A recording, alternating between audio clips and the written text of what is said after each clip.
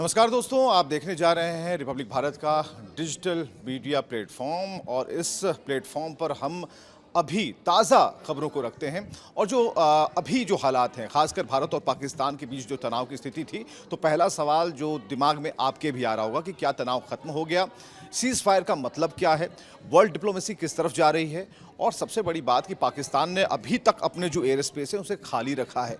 तो क्या इसका मतलब है कि पाकिस्तान के अंदर अभी भी डर व्याप्त है?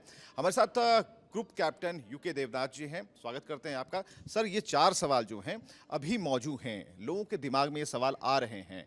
क्या ये सीज़ फायर का मतलब क्या है इस वक्त और किस दिशा में हम हैं? देखिए, सीज़ फायर का मतलब ये है, हिंदी में बोलें तो युद्ध विराम। युद्ध विराम का मतलब ये है कि अभी फ़िलहाल युद्ध रोका जा रहा। फिलहाल फ़िलहाल शब्द शांति समझौता नहीं है। शांति समझौता इसके बाद जब बातचीत होगी उसके बाद सामने आएगा।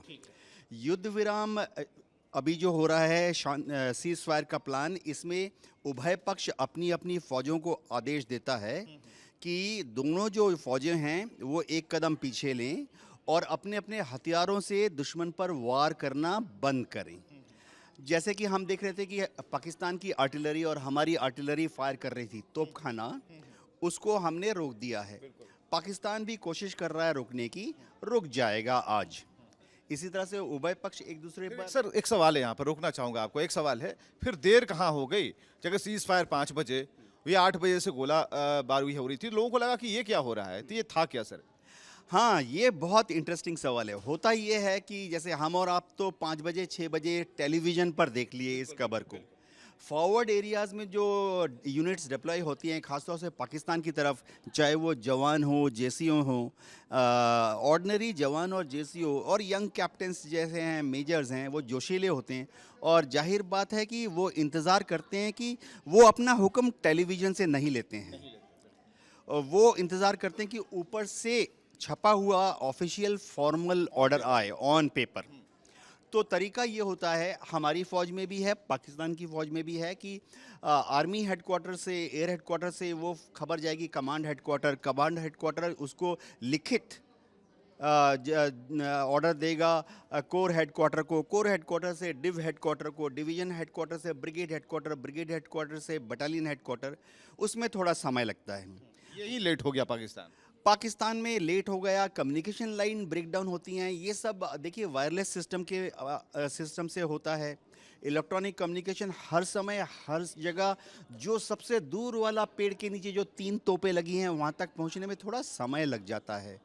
हम सब सोचते हैं कि शायद फ़ौज में आखिरी बंदे को, जो आखिरी सिपाही है, लांस नायक, नायक, हवलदार, उसको तुरंत आर्मी हेडक्वार्टर का खबर मिल जाता है। ऐसा नहीं होता है।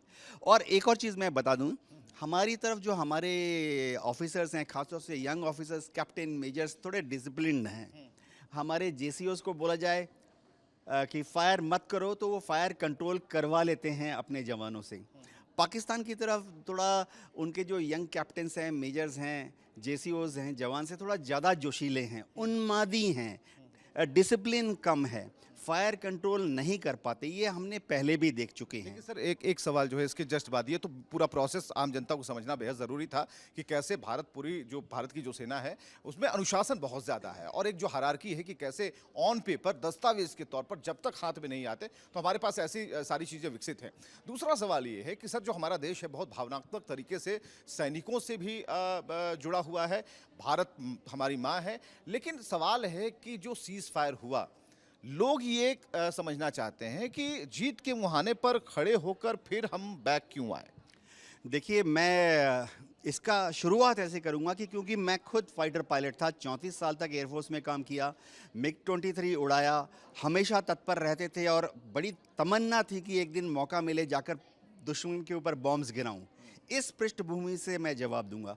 इसकी शुरुआत कैसे हुई? शुरुआत तो पहलगांव से हुई। हमारे देश के 26 नागरिक शहीद हुए, इसीलिए एक्सरसाइज का नाम ही, ऑपरेशन का नाम ही हमने ऑपरेशन सिंदूर रखा था। अब देखिए, एक तो भावनात्मक जवाब देता हूँ। देश की जनता आशा कर रही थी कि हम पाकिस्तान में घुस के और ज़बरदस्त मुकाबला दे देंगे। कुछ तो ये कह रहे थे कि पाकिस्तान में घुस के उसके टुकड़े टुकड़े कर दें। कुछ लोगों ने पढ़े लिखे लोगों ने भी कहा कि हमें इस वक्त पीओके में घुसकर पाकिस्तान ऑक्युपाइड कश्मीर को एक्वायर कर लेना चाहिए, कब्जे में लेना चाहिए। अब देखिए, भावनाओं की बात नहीं है, मैं आपको एक सिंपल कैलकुलेशन देता हूँ। अगर पहलगांव में 26 हमारे देश के नागरिक शहीद हुए थे, हमारा उद्देश्य था पाकिस्तान से बदला लेना, हमने बदला ले लिया। हमारा उद्देश्य था आतंकियों को मारना, हमने मार दिया। हमारा उद्देश्य था उनको सबक सिखाना, पाठ पढ़ाना, हमने कर दिया। अभी selection and maintenance of M कहता है कि उसके बाद आप ज़्यादा समस्या को बढ़ाइए मत।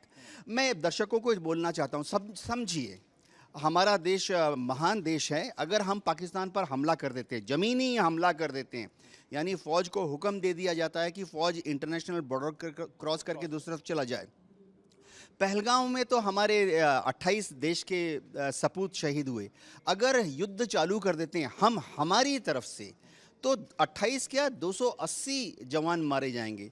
अगर मैं 1965 या 1971 की बात करूं तो 280 क्या, अगले इस युद्ध में कल परसों अगर हम युद्ध करें 2800 हमारे जवान शहीद हो जाएंगे। तो एक प्रोपोर्शनेट यानी बराबरी का एक देखा जाता है रेस्पॉन्स। ऐसा नहीं होना चाहिए कि पहलगांव में हमारे 28 नागरिक, क्योंकि हम लगातार आगे बढ़ रहे हैं और जो हमें करना था हमने कर लिया। एकदम देखिए, जो टारगेट हमने अचीव करना था वो हमने कर लिया। सर एक एक चीज़ और, यहाँ पर जो वर्ल्ड डिप्लोमेसी है वो किस तरीके से सामने आ रही है। पूरी रात अमेरिका सो नहीं रहा था, इंतज़ार कर रहा था इस बात का कि इसे कैसे क्रेडिट लिया जाए। यहाँ एंट्री होती है ट्रंप की, वो मैसेज छोड़ते हैं, उसके बाद उपराष्ट्रपति जेडी वेंस वो मैसेज छोड़ते हैं, और भारत को ये करना चाहिए था। लोग ये भी कह रहे हैं कि भारत को ये करना चाहिए कि भाई हाँ, घुटने टेक दिए और हमने चलो स्वीकार किया, चलो बंद करते हैं, कोई दिक्कत नहीं। लेकिन ये क्या चीज़ थी? जी हाँ, अमेरिका में मेरे ख्याल से कल एक राजनीतिक, मैं बोलूँ तो कूटनीतिक भूल हो गई। उनको पहले इंतज़ार करना था कि प्रधानमंत्री मोदी जी या श्री एस जयशंकर या विक्रम मिस्त्री हमारे विदेश सचिव हैं, उनको पहले मौका देना था इस सूचना को देश की जनता को बताने का। लेकिन देखिए, अमेरिका भी डेमोक्रेसी है, वहाँ पे भी उनको अपने रिपब्लिकन पार्टी को कन्विंस करना पड़ता है कि डोनाल्ड ट्रंप महान नेता हैं, अगले इलेक्शन में उनको जीतना है ना, फिर उनको नहीं तो उनकी पार्टी को जीतना है।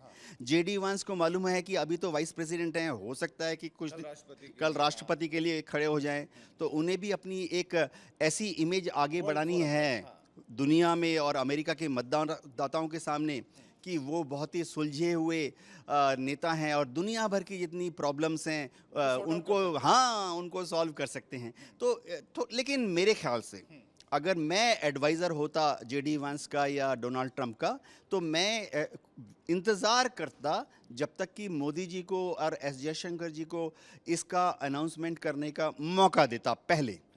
सर एक बात और, यहाँ पर पाकिस्तान अति उतावला था और हमने देखा कि पाकिस्तानी जो प्रधानमंत्री हैं वो भी सामने आते हैं और चौड़े होकर वो बातें कह जाते हैं जो उन्हें नहीं कहनी चाहिए। देखिए, शहबाज शरीफ जो हैं, ऐसे ही उनकी देश में चलती नहीं है। काफ़ी लोग उनको कमज़ोर नेता मानते हैं। सबको मालूम है, उनके अपने देश में सबको मालूम है कि आसिम मुनीर उनका देश चला रहे हैं। ऐसे में क्या है कि उनको एक सम्मानजनक तरीके से एक कदम पीछे लेने का मौका दिया गया। वो अपनी आवाम को दिखाना चाहते हैं कि वो अब शेर हैं, डरे नहीं।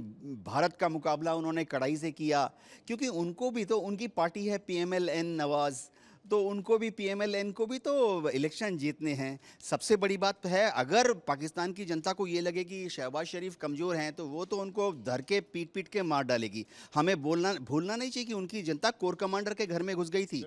तो अगर जनरल मुनीर को भी पाकिस्तान की जनता कमज़ोर समझती है, वो बोलेंगे कि पाकिस्तान की आवाम कि मुनीर ने भी धोखा दे दिया, शहबाज शरीफ डर गए, तो वो तो मुनीर के घर में भी घुस के उनका फ्रिज खोल के खाना खा लेंगे। सर एक बात और, कि ये जो पाकिस्तान है, ये ज़रूर कहा जा रहा है कि पाकिस्तान की ज़मीन पर इतने धमाके हमने कर दिए।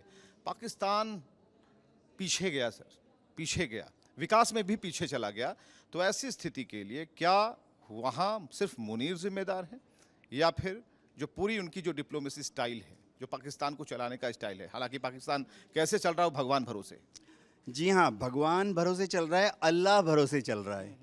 हो यह रहा है कि जब हमने आज़ादी ली तो हमारे यहाँ डेमोक्रेसी यानी प्रजातंत्र ने जड़ें पकड़ ली और हमने हमारे देश को सिविलियन नेता लोगों ने चलाया। और हम बहुत भाग्यशाली हैं कि हमारे यहाँ पर जो हमारे इंडियन एडमिनिस्ट्रेटिव सर्विस का कैडर है, इंडियन रेवेन्यू सिस्टम है, फॉरेन सर्विस के ऑफिसर्स हैं, इन्होंने बहुत शानदार काम किया, प्रोफेशनल हैं। हमारे यहाँ पर हमारी आर्मी ने कभी भी इन चीज़ों में टांग नहीं अड़ाई, क्योंकि हमें मालूम है फ़ौज में कि किसी भी डेमोक्रेसी में फ़ौज के ऊपर सुप्रीम कंट्रोल जो है वो सिविलियन कंट्रोल होता है। हमारी फ़ौज को मालूम है कि हमारी ट्रेनिंग लड़ने के लिए होती है, टैंक कैसे चलाना है, तोप का गोला कैसे दागना है, मिसाइल कैसे चलानी है। तो अगर हम पॉलिटिक्स में दखल करेंगे, जैसा कि हम पाकिस्तान में देखते रहे हैं शुरुआती दिनों से, पाकिस्तान के 75 साल के इतिहास में तो 35 साल तो फ़ौज रही पावर में, और अभी भी है। और अभी भी पृष्ठभूमि से पर्दे के पीछे से फौज ही चला रही है देश। फौज के अफसरानों को एडमिनिस्ट्रेशन यानी सिविलियन एडमिनिस्ट्रेशन का कोई अनुभव नहीं और है। आखिर में सर एक सवाल, भारत ने क्लियर कर दिया कि कोई भी आतंकी हमला युद्ध माना जाएगा। जी हाँ, ये बहुत बड़ा डिसीजन है, गेम चेंजर है। अंग्रेजी में कहते हैं पैराडाइम शिफ्ट हुआ है पॉलिसी में। लेकिन क्योंकि मैं फ़ौज में था, हमें इंतज़ार करना पड़ेगा कि जब तक इस आदेश को 10 पेज या 20 पेज के एक ऑपरेशनल इंस्ट्रक्शन में कन्वर्ट करके फ़ौज तक और पुलिस तक नहीं पहुंचाया जाता, तब तक ज़मीनी लेवल पर कुछ कहना मुश्किल है। अभी ये बयान ही है सर। देखिए, मैं आपको, क्योंकि भारत की जनता को पता ना होना चाहिए, आतंकवादी कार्रवाई समझिए, कल दिल्ली रेलवे स्टेशन में एक बम फट गया तो क्या हम पाकिस्तान पे हमला कर देंगे? कल समझिए जामिया में 2 बम फट गए, 2 ऑटो में आग लग गए, क्या हम पाकिस्तान पर चढ़ाई कर देंगे? तो भारत सरकार को बहुत डिटेल्ड इंस्ट्रक्शन देनी पड़ेगी क्या क्या कार्रवाई होने पर हम पाकिस्तान पर हमला करेंगे। एक और चीज़ मैं दर्शकों को बताना चाहता हूं, क्योंकि दर्शक बहुत बहादुर हैं, देश प्रेमी हैं। समझिए कि हमारे यहाँ आतंकवादी हमला हो गया जम्मू में और 3 देश के नागरिक मारे गए, तो उसका जवाब क्या सिर्फ जम्मू में हम तोपखाने से देंगे, या राजस्थान और गुजरात में भी हम ड्रोन भेजकर और हवाई जहाज भेजकर युद्ध चालू कर देंगे? तो आतंकवादियों ने कब, कहां पर, कितना, क्या किया, और सबसे बड़ी बात है क्या आतंकवादी ने किया, इन सब में समय लगता है। मैं एक एग्जांपल कि ऑन पेपर आने में इस पर थोड़ा सा वक्त लगेगा, और इसकी पूरी डिटेल, क्योंकि बड़े बड़े महारथी बैठे हैं जो इसकी पूरी डिटेलिंग करेंगे। तो एक बड़ी जानकारी यूके सर ने हमें दी और सारी विषयों को लेकर इसे क्लियर करने की कोशिश की। हमारा और यूके सर का आना इसलिए भी यहाँ रिपब्लिक भारत के इस मंच से ज़रूरी था, क्योंकि पूरे देश में, ठीक है, भावनाएँ अपनी जगह हैं, लेकिन देश भावनाओं से नहीं बल्कि कुछ डिप्लोमेसी से भी चलता है। और जितने भी लोग इस वक्त हमारे साथ हैं, हमारे खुद प्रधानमंत्री लगातार नजर बनाए हुए हैं, और अभी रात 12 बजे से सर बिल्कुल जो सीज फायर है उसका पालन किया जा रहा है। कहीं कोई ऐसी अप्रिय घटना की कोई सूचना नहीं है। अब ये देखना होगा कि जो इंडियन डिप्लोमेसी है, या फिर अब जो जवाब तैयार हो रहा होगा, क्योंकि अब प्रधानमंत्री को उनके जवाब देने से पहले यहाँ यूएस की एंट्री हो जाती है, पाकिस्तान अपनी तरफ से बयान देता है, लेकिन भारत अभी भी अपने अधिकारियों से ही बयान दिला रहा है। तो एक बड़ी बात है, देर से आएंगे, संभल कर आएंगे, मजबूत तरीके से आएंगे। बहुत शुक्रिया सर हमसे बातचीत करने के लिए। और जो नए दर्शक हैं जो अभी अभी जुड़े हैं वो सब्सक्राइब करना ना भूलें, और इसी तरीके से अपडेट और ताज़ा खबरों के लिए बने रहिए हमारे साथ, देखते रहिए रिपब्लिक भारत का डिजिटल प्लेटफॉर्म।